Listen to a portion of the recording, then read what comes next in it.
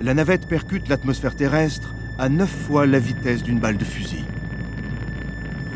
Nous créons une onde de choc d'une température de 9000 degrés.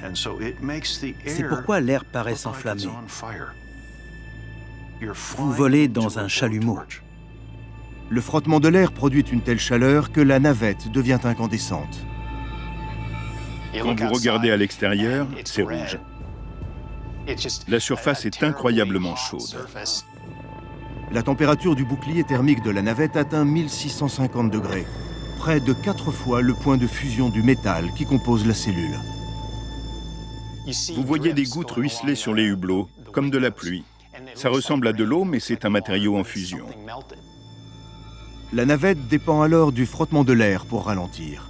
Il lui reste 30 minutes de vol avant d'atteindre sa piste d'atterrissage. Columbia, vous entrez en vitesse subsonique, tout paraît bien.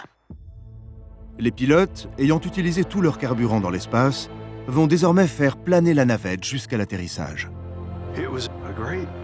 C'était une grosse brique de 115 tonnes dépourvue de moteur.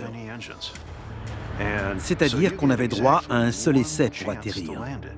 5, 4, 3, 2, 1, posez. En touchant le sol à 360 km/h, une vitesse largement supérieure à celle de n'importe quel avion, la navette déploie les parachutes qui la stopperont. Je me suis dit, ah la vache, on a construit cet engin, on a réussi à l'envoyer dans l'espace, à le faire revenir et à le poser sur ses roues, comme un avion, sur un terrain d'atterrissage. C'est un sacré exploit.